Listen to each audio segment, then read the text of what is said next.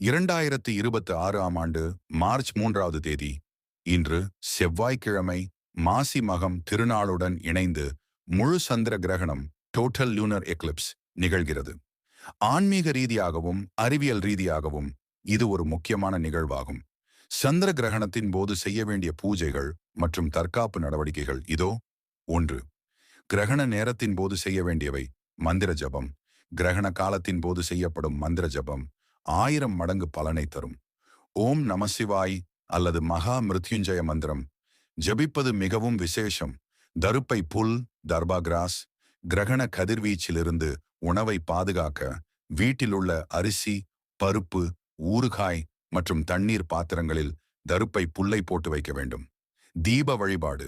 கிரகணம் முடிந்த பிறகு வீட்டை சுத்தம் செய்து குளித்துவிட்டு சுவாமி படங்களுக்கு தீபாராதனை காட்ட வேண்டும். 2. உணவு மற்றும் பாதுகாப்பு முறைகள். உணவு தவிர்த்தல். கிரகணம் தொடங்குவதற்கு 2 முதல் 3 மணி நேரத்திற்கு முன்பே உணவை உட்கொண்டு விடுவது நல்லது. கிரகண நேரத்தில் செரிமான மண்டலம் பலவீனமாக இருக்கும் என்பதால் திட உணவுகளை தவிர்க்கவும். கர்ப்பிணி பெண்கள்.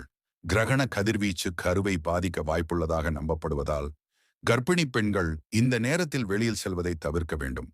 கூர்மையான பொருட்களை கத்தி, கத்தரிக்கோல் பயன்படுத்துவதை தவிர்க்கவும். வெளியில் செல்வதை தவிர்க்கவும். கிரகண கதிர்கள் நேரடியாக உடலில் படாமல் இருப்பது நல்லது. 3வது கிரகணம் முடிந்த பின் செய்ய வேண்டிய பூஜைகள். புனித நீராடல்.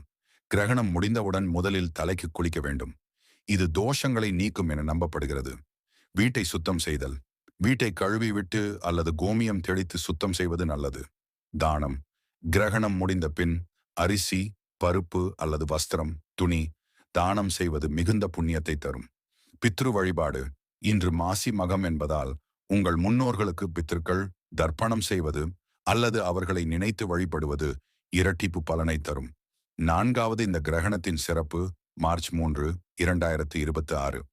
இந்த முறை சந்திர கிரகணம் மாசி மகம் மற்றும் செவ்வாய்க்கிழமை இணைந்து வருவதால் முருகப்பெருமான் மற்றும் சிவபெருமானை வழிபடுவது உங்களுக்கு மன தைரியத்தையும் அமைதியையும் தரும்.